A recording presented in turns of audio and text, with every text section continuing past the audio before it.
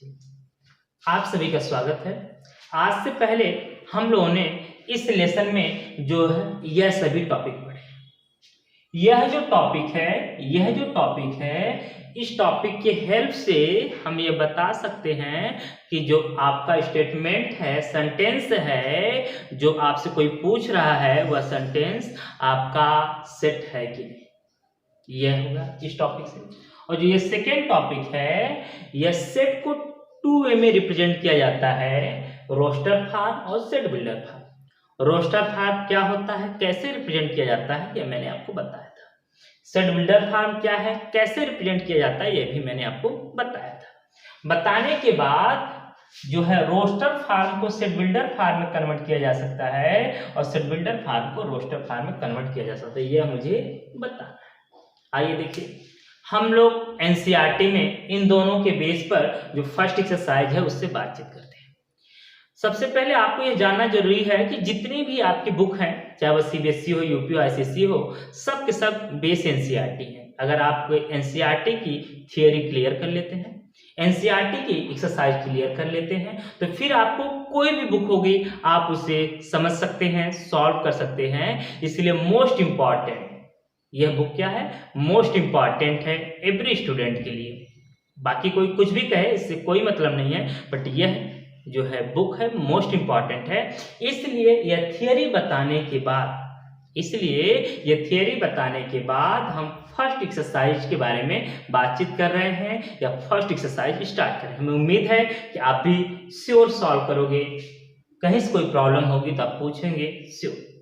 आइए देखते हैं ध्यान से। फर्स्ट क्वेश्चन जैसे देखिए यहां दिख रहा है। फर्स्ट क्वेश्चन क्या है आपका कि which the following are set, justify your answer. मतलब यह आपका सेट है, यह जस्टिफाई योर आंसर। आप आंसर दीजिए। देखिए क्वेश्चन क्या है, the collection of all month of every beginning with the letter J. मतलब मंथ के कलेक्शन का जो कलेक्शन है जो जे लेटर से स्टार्ट होता है वह आपका जो क्या है, सेट है कि नहीं। मतलब जो मंथ जे लेटर से स्टार्ट होता है उनका कलेक्शन सेट है कि नहीं। आप सब जानते हो कि जे लेटर से कौन स्टार्ट होता है, जून और जुलाई। इसका मतलब है कि जून और जुलाई आपका जो है, जून और जुलाई दो ही आपके मंथ है, ये जून होगा या जुलाई, और इनका जो कलेक्शन है ये आपका सेट होगा कि नहीं। देखिए ध्यान से, ये वेल डिफाइंड है। अगर ये किसी बच्चों से क्वेश्चन पूछा जाएगा कि आपके जे से स्टार्ट होने वाले जो है 2 मंथ के नाम बताइए, तो जून जुलाई और क्या हो जाएगा, जून जुलाई और जनवरी, या जनवरी जून जुलाई कर लो, जनवरी जून जुलाई कर लो। तो ये 3 के 3 फिक्स हैं, ये तीनों के तीनों क्या हैं, फिक्स हैं। इसका मतलब हर बच्चा यही आपका आंसर देगा। तो इसका मतलब ये वेल डिफाइंड है, और वेल डिफाइंड का जब कलेक्शन होगा, तो वेल डिफाइंड का कलेक्शन होगा तो वह क्या होगा, सेट होता है। मतलब फर्स्ट आपका है यह सेट है। आइए अब हम लोग सेकेंड क्वेश्चन को ध्यान से देखते हैं। सेकेंड क्वेश्चन आप ध्यान से देखिए, और क्या है, the collection of 10 most talented writer of India. मतलब इंडिया में 10 मोस्ट टैलेंटेड राइटर का कलेक्शन जो है वह सेट है कि नहीं। इंडिया में 10 मोस्ट राइटर जो है टैलेंटेड हैं, उनका कलेक्शन आपका सेट है कि नहीं। देखिए ध्यान से, यह जरूरी नहीं है कि जो मेरे अकॉर्डिंग टैलेंटेड हो वह आपके भी अकॉर्डिंग टैलेंटेड हो, जो मेरे अकॉर्डिंग टैलेंटेड हो वह आपके भी अकॉर्डिंग टैलेंटेड हो। जैसे मेरे अकॉर्डिंग मालूम मुझसे प्रेमचंद जी टैलेंटेड हैं, जो बहुत सारे नावल लिखे हुए हैं, और जो है आपका ऐसे जो है बहुत सारे कवि हैं, जैसे आप नाम ले सकते हैं रविशंकर, सूरदास, कबीरदास, बहुत से राइटर हैं। तो ये मेरे अकॉर्डिंग अगर टैलेंटेड हैं तो यह सब के सब आपके भी अकॉर्डिंग टैलेंटेड हो, यह कंपलसरी नहीं है, यह फिक्स नहीं है। इसका मतलब है कि अगर 10 मोस्ट टैलेंटेड अगर राइटर लिखा जाए तो नाम पूछा जाए तो जितने भी बच्चे होंगे सब के सब अलग अलग आंसर देंगे, सबके सब क्या है, अलग अलग आंसर देंगे, जरूरी नहीं कि सबका आंसर एक ही हो। इसका मतलब यह वेल डिफाइंड नहीं है। जब वेल डिफाइंड नहीं होगा इसका मतलब है यह क्या है, यह क्या है, सेट नहीं है, क्योंकि डिफिनेशन ही है the collection of well defined object. तो पहला वर्ड ही वेल डिफाइंड, मैंने बताया है कि मोस्ट इंपॉर्टेंट यह है कि वेल डिफाइंड, जिसके बारे में मैंने बड़े अच्छे से आपको समझाया है। अब देखिए ध्यान से नेक्स्ट क्वेश्चन, आइए देखिए नेक्स्ट क्वेश्चन को ध्यान से देखिए। नेक्स्ट क्वेश्चन क्या है कि a team of 11 best cricket batsman of the world, मतलब ए क्रिकेट की टीम है जिसमें 11 बैट्समैन आपके हैं, क्या कहा है, देखिए ध्यान से एक बार और पढ़िए, ये team of 11 best cricket batsman of the world, मतलब क्रिकेट टीम में 11 बेस्ट बैट्समैन। तो अगर मैं यही क्वेश्चन, आप समझ गए होंगे, अगर यही क्वेश्चन मैं बच्चों से पूछूं तो जरूरी नहीं कि जो पहला 11 बैट्समैन के नाम लिखा है दूसरा भी उन्हीं का लिखा, हो सकता है 10 सेम हो एक अलग हो। जैसे मेरे अकॉर्डिंग जो है आज भी मैं सचिन तेंदुलकर बड़े मेरे फेवरेट हैं, तो वह ऑलरेडी बेस्ट है, तो वह किसी के अकॉर्डिंग वह नहीं भी हो सकते हैं। रोहित शर्मा किसी के अकॉर्डिंग बेस्ट है, किसी के अकॉर्डिंग बेस्ट नहीं हो सकते। मतलब वेल डिफाइंड का मतलब मैंने क्या बताया था, वेल डिफाइंड का मैंने मतलब बताया था, सेंस बताया था, मीनिंग बताया था कि जिस किसी क्वेश्चन का यूनिक रिजल्ट हो, यूनिक आंसर हो, एवरी स्टूडेंट अगर आंसर दे अगर वह ट्रू है तो यूनिक हो, उसे हम क्या कहते हैं, वेल डिफाइंड। इसका मतलब यह क्वेश्चन यूनिक नहीं है, यह आपका वेल डिफाइंड नहीं है, वेल डिफाइंड नहीं है तो सेट भी नहीं होगा।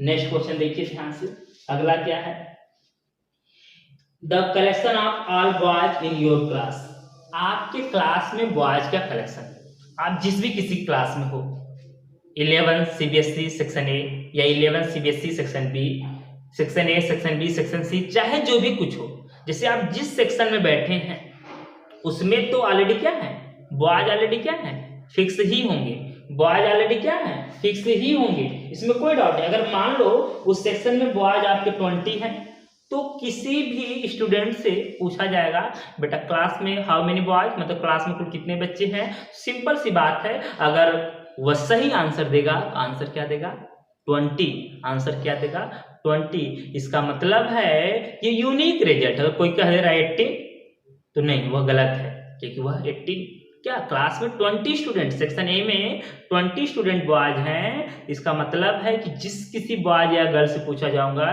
कोई भी जैसे फिजिक्स के सर आए या मैथ के आए, फिजिक्स वाले आए, पूछे बेटा इस क्लास में कितने कुछ टोटल बॉयज हैं, तो आप बताओगे 20। मैथ्स वाले आए तो उनको भी यही बताओगे, हिंदी वाले आए तो उनको भी यही बताओ। ऐसा नहीं कि कुछ अभी कुछ क्वेश्चन आपका क्रॉस हो सकता है, सर मान लीजिए 2 एब्सेंट है, तो अरे 2 एब्सेंट है तो बात की बात है, बट वह तो आंसर सब बोलेंगे ना, या तो सब 2 आपको छोड़कर बोले या सब वह 2 काउंट करके बोले। अगर 18 है 2 एब्सेंट है तो 18 है, तो क्लास में जितने भी बैठे हैं सब के सब जवाब क्या देंगे, 18 ही देंगे। इसका मतलब क्या है, यह वेल डिफाइंड है, क्योंकि हर किसी का आंसर एक ही है, इसलिए यह क्या आपका होगा, सेट होगा। ये क्या होगा, सेट होगा। बात देखिए ध्यान से, अगला क्वेश्चन देखिए, नेक्स्ट ध्यान से, नेक्स्ट क्वेश्चन आप देखिए बड़े ध्यान से, नेक्स्ट देखिए क्या है, नेक्स्ट क्वेश्चन पढ़िए आप। कहा है the collection of all natural number less than 100, all natural number less than 100, मतलब आपका क्या करना है, कलेक्शन उन सभी नंबरों का जो 100 से क्या हो, लेस हो और नेचुरल हो। तो नो डाउट सारे बच्चे जानते हैं कि 1 से नेचुरल नंबर स्टार्ट होता है और 2 3 4 डैश डैश डैश, 100 से लेस मतलब 99, मतलब क्या है 99। इसका मतलब है हर कोई बच्चा यही आपका आंसर देगा, हर कोई स्टूडेंट आपका आंसर क्या है, यही देगा। इसका मतलब ये क्या है, आपका फिक्स है, या आपका क्या है, फिक्स है, यूनिक रिजल्ट है, या वेल डिफाइंड है, वेल डिफाइंड है, तो यह भी आपका क्या होगा, सेट होगा, यह भी आपका क्या है, सेट है। फिर नेक्स्ट क्वेश्चन पर आप ध्यान दीजिए, नेक्स्ट क्वेश्चन आपका क्या है उसे देखिए गौर से, वह है कि एक collection of novel written by the writer Munshi Premchand, मतलब मुंशी प्रेमचंद के द्वारा जो नावल लिखे गए हैं उनका कलेक्शन क्या होगा। तो देखिए ध्यान से, फिक्स है मुंशी प्रेमचंद ने कितने नावल लिखे हैं और उनका क्या क्या नाम, ये फिक्स है। अगर आपको आ रहा है तो आप वही लिखेंगे, जैसे गोदान, गरीबी, ऐसे बहुत सारे नावल उन्होंने लिखा है, नमक का दरोगा, ऐसे बहुत सारे उन्होंने नावल लिखा है। अगर आपको लर्न है तो आप वही लिखोगे, ऐसा नहीं कि कुछ भी लिख दोगे, नहीं, वह फिक्स है। मुंशी प्रेमचंद ने कौन से नावल लिखा है और कुल कितने नावल लिखे हैं, वह फिक्स्ड है, वह फिक्स्ड है। अगर आपको लर्न है, सब के सब बच्चे एक ही आंसर देंगे, इसका मतलब है यह वेल डिफाइन है। वेल डिफाइन है तो ये भी क्या है, आपका सेट है, ये भी क्या आपका हो गया, सेट है। अब चलिए next question, the collection of all even integer, all even integer मतलब सभी इवन इंटीजर का कलेक्शन। और कोई क्वेश्चन नहीं छूटा है, देख लीजिए, नहीं, the collection of all even integer, सभी इवन इंटीजर का कलेक्शन, सभी इवन इंटीजर का कलेक्शन। मतलब अब सारे बच्चे इवन लिखेंगे तो 2, 4, 6, 8, किसी भी बच्चे से इवन नंबर पूछा जाएगा तो वो यही लिखकर बताएगा, 2, 4, 6, 8, 10 dash dash dash dash dash. मतलब इवन नंबर 2 से स्टार्ट होते हैं, 2 के बाद 4 आता है, 4 के बाद 6 आता है, मतलब ये फिक्स है कि यही होगा। और इनका कलेक्शन जो होगा ये वेल डिफाइंड है, इसलिए यह भी आपके क्या है, सेट हैं, इसलिए यह भी आपके क्या हैं, सेट हैं। मुझे उम्मीद है कि कहीं से कोई कंफ्यूजन नहीं होना चाहिए। नेक्स्ट क्वेश्चन देखिए क्या है, the collection of all question in this chapter, आपके चैप्टर में, जो चैप्टर आप पढ़ रहे हैं उस चैप्टर में आपके क्वेश्चनों का कलेक्शन। तो नो डाउट हम लोग एनसीईआरटी बुक पढ़ रहे हैं, नो डाउट हम लोग क्या है, एनसीईआरटी बुक पढ़ रहे हैं, तो आपको कहीं से कोई कंफ्यूजन नहीं होना चाहिए, एनसीईआरटी बुक पढ़ रहे हैं तो इस बुक में, इस चैप्टर में क्वेश्चन फिक्स हैं। जैसे कोई लड़का कहे सर 50 क्वेश्चन है, नो डाउट काउंट करने के बाद अगर फर्स्ट के द्वारा 50 आया हुआ होगा तो सेकंड के द्वारा भी 50 आएगा, थर्ड के द्वारा भी 50 आएगा। कोई कह दे रहा 40 है तो मतलब वो गलत बोल रहा है, अगर 50 है तो 50 है, क्योंकि सबकी बुक एक ही होगी और सबका चैप्टर एक ही है। इसका कलेक्शन क्या है, वेल डिफाइंड है, क्या है, well defined in this book. जो बुक आप पढ़ रहे हैं वह लेसन जो पढ़ रहे हैं उसके क्वेश्चन का कलेक्शन, तो ये क्या होगा, वेल डिफाइन होगा। वेल डिफाइन होगा तो ये क्या है, यह भी क्या है, सेट है। तो बार बार वेल डिफाइन वर्ड आ जा रहे हैं, तो मैं बहुत मेहनत से वेल डिफाइन आपको समझाने का प्रयास किया था, कहीं कोई कंफ्यूजन ना हो। मैं बार बार बोल रहा हूँ, वेल डिफाइन का सेंस है जिस किसी क्वेश्चन का एक यूनिक रिजल्ट हो, अगर ट्रू हो तो वह वेल डिफाइन होता है। वैसे बहुत सारी डिफिनीशन है, पर यह मेरी बात ध्यान रख रहिएगा। अगले क्वेश्चन को ध्यान देखिए, नेक्स्ट क्वेश्चन क्या लिखा गया आपका, नेक्स्ट क्वेश्चन आपका ध्यान से देखिए, नेक्स्ट क्या है, नेक्स्ट आपका है एक collection of most dangerous animal of the world. मतलब कि वर्ल्ड में मोस्ट डेंजरस एनिमल का कलेक्शन। तो ये मैंने एग्जांपल में ये भी बताया था, इससे पहले ही बताया था कि जैसे मेरे अकॉर्डिंग अगर लायन डेंजरस है तो किसी के अकॉर्डिंग डेंजरस नहीं हो सकता है, किसी के अकॉर्डिंग वेल डेंजरस है तो किसी के अकॉर्डिंग शॉर्ट भी डेंजरस हो सकती है।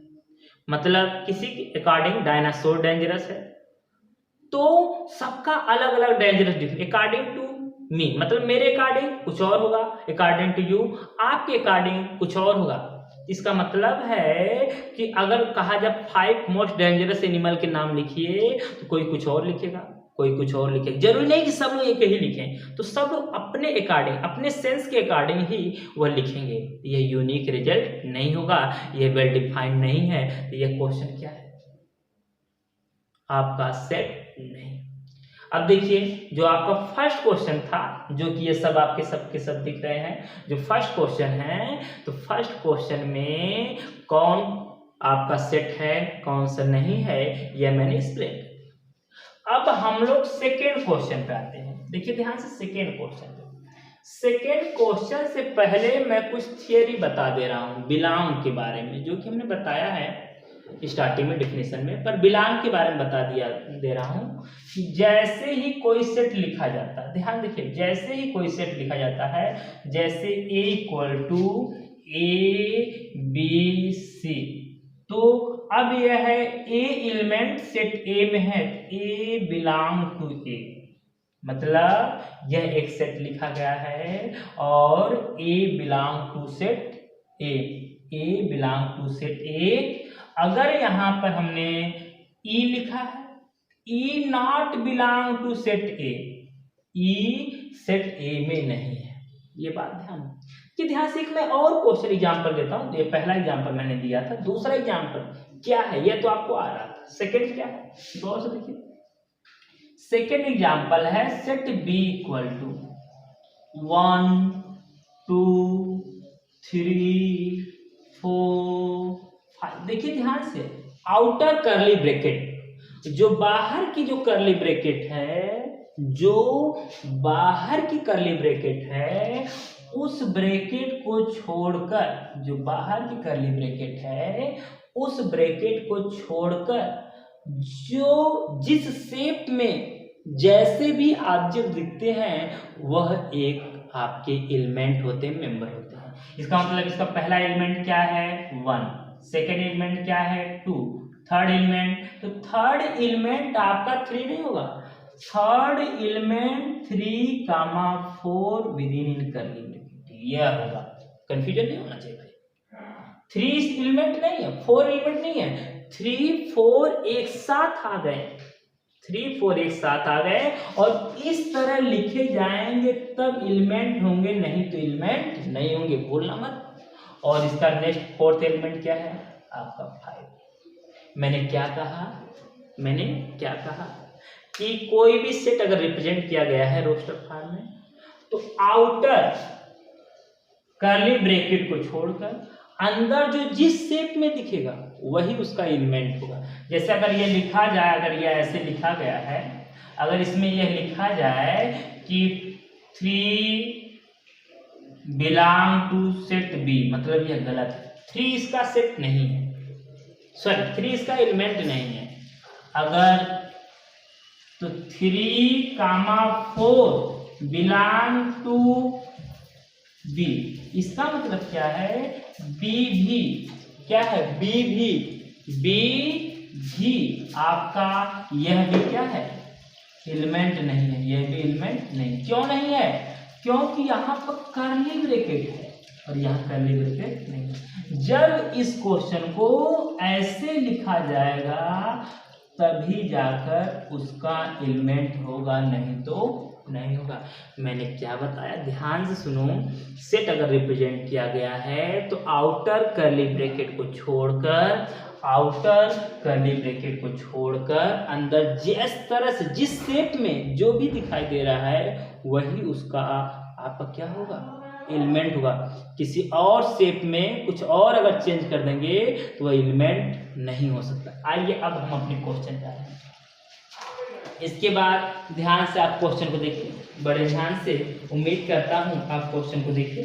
सेकेंड क्वेश्चन देखिए, क्वेश्चन सेकेंड है set A equal to given, आपको दिखाई दे रहा है set A equal to given, set A आपका गिवन है, सेट A जो है वह आपका गिवन क्या है, A इक्वल टू है 1 2 3 4 5 6, गिवन क्वेश्चन नंबर सेकेंड है बेटा, सेकेंड आपका given A equal to 1 2 3 4 5, A equal to आपका है कि 1 2 3 4 5 6, मैंने 6 छोड़ दिया, सॉरी 5 के बाद यह हो गया 6।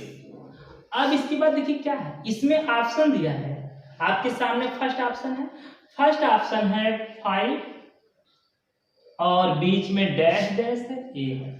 और क्वेश्चन में क्या कहा है, क्वेश्चन क्लियर पढ़िए, क्वेश्चन है कि सेट A आपका गिवन है और कहा है कि इसमें जो है बिलोंग यूज होगा कि नॉट बिलोंग यूज होगा, फिल इन द ब्लैंक्स में बिलोंग यूज होगा कि नॉट बिलोंग यूज होगा। आइए देखिए ध्यान से, ये आपको देखिए जब एलिमेंट इसमें इन्वॉल्व है तो बिलोंग होगा, जब इन्वॉल्व नहीं है तो नॉट बिलोंग। 5 इसमें इन्वॉल्व है, यस, तो ये क्या होगा आपका, क्या हो जाएगा, बिलोंग। यहाँ पर क्या हो जाएगा आपका, बिलोंग, फर्स्ट का आंसर। सेकेंड देखिए क्या है, सेकेंड है 8 है और यहाँ पर डैश है और यहाँ पर ए है, तो 8 भी इसमें इन्वॉल्व कर रहा है कि नहीं, 8 भी इसमें इन्वॉल्व है कि नहीं है, नो, इसका मतलब नॉट बिलोंग, इसका मतलब नॉट बिलोंग। अब थर्ड वाला क्या है, थर्ड देखिए आप ध्यान से देखते रहिए, जीरो, थर्ड क्या है, जीरो है, तो जीरो और यहाँ स्पेस यहाँ ए, क्या जीरो इसमें है, अरे देखिए कहीं से देखिए नहीं है, इसका मतलब नॉट बिलोंग होगा, इसका मतलब क्या है, नॉट बिलोंग होगा। अब इसके बाद जो नेक्स्ट क्वेश्चन आपका क्या है, 4 है, 2 है, 10, देखते रहिए, 4 है, 2 है और एक मैं यहां लिख दे रहा हूं 10 है, आगे यहाँ डैश, यहाँ ए है, ए है, ए, यही आपका देखिए, तो 4 बिलोंग कर रहा है, इसका मतलब बिलोंग होगा, 2 बिलोंग कर रहा है, यस बिलोंग होगा, 10 बिलोंग कर रहा है, नो, मतलब नॉट बिलोंग होगा।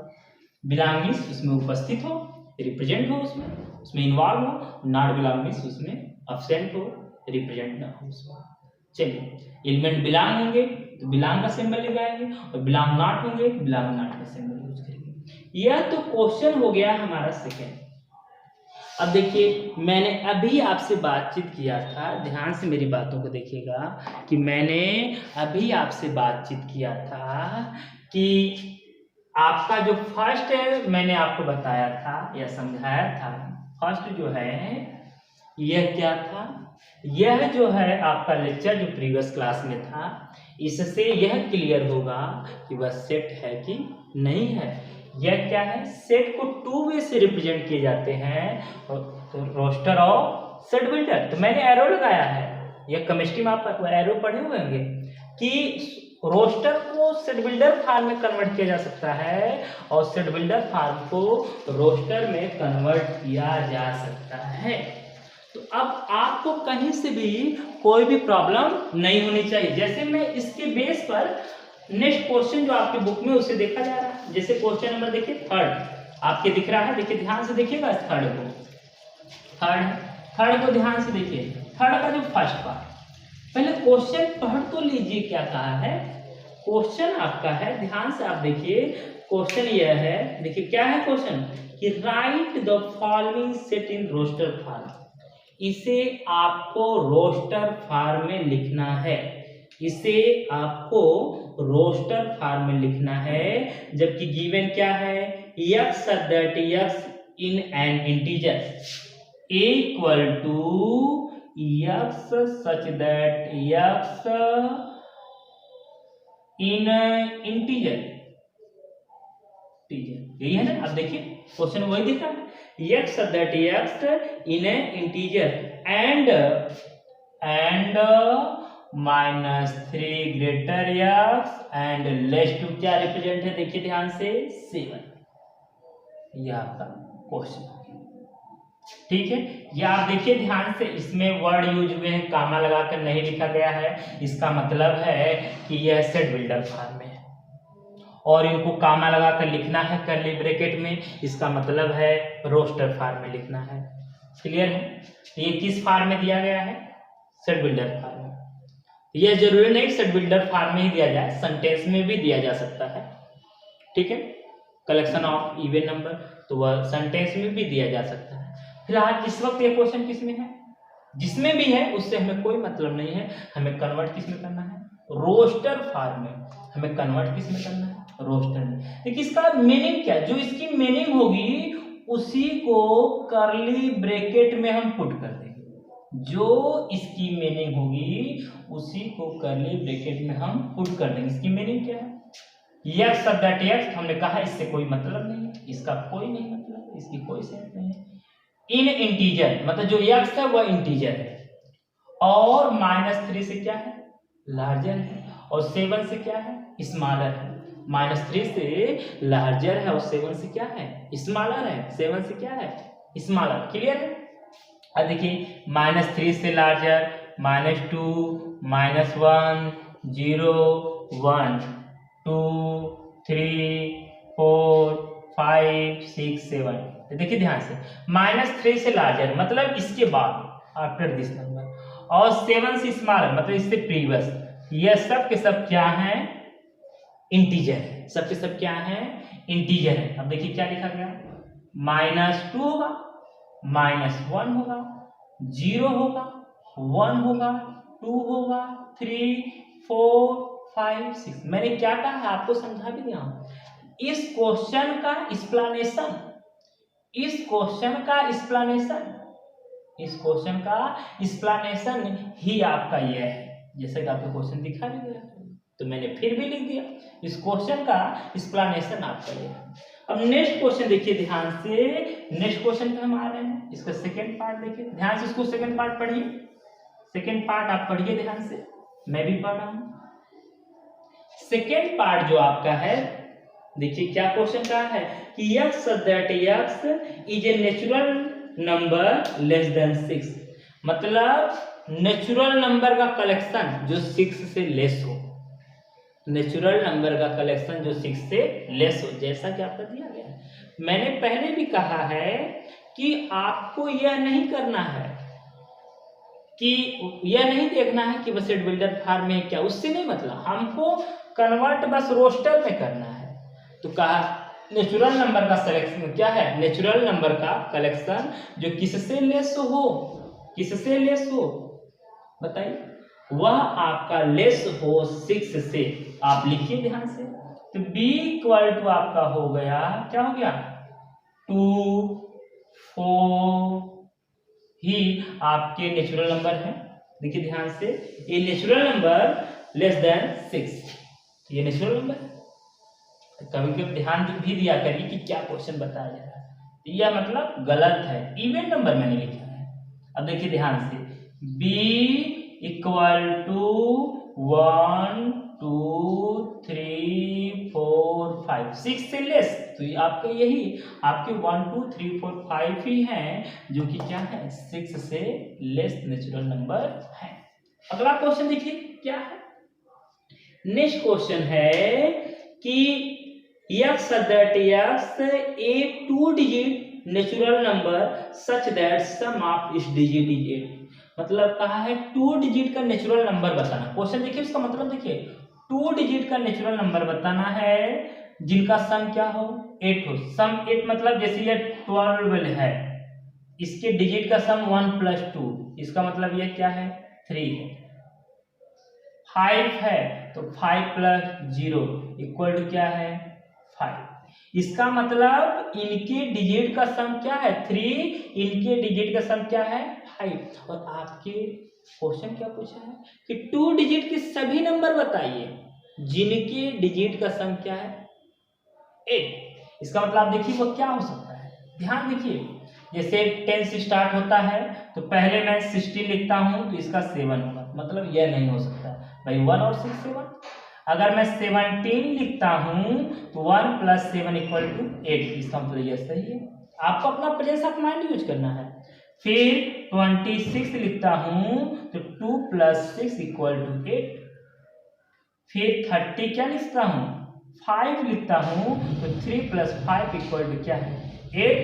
मतलब अब आप समझ गए होंगे। इसके बाद क्या होगा, 44 होगा, फिर क्या होगा, 50 जो है 3 होगा, फिर क्या होगा 44 53, फिर इसके बाद क्या होगा 62, फिर क्या होगा 71, फिर आपको क्या होगा, क्या होगा भाई 71 के बाद आपका हो जाएगा 80, आपका यह हो जाएगा 80। देखिए 17 होगा, 26 होगा, देखिए मैं लिख भी दे रहा हूं क्या हुआ, देखिए ध्यान से, सी का आंसर क्या होगा आपका 17, फिर क्या है 26, फिर क्या है 35, फिर क्या है 44, फिर क्या है 53, फिर नेक्स्ट क्या है बेटा, नेक्स्ट है 62 71 80। देखिए ध्यान से, इन सभी की डिजिट का सम क्या, 178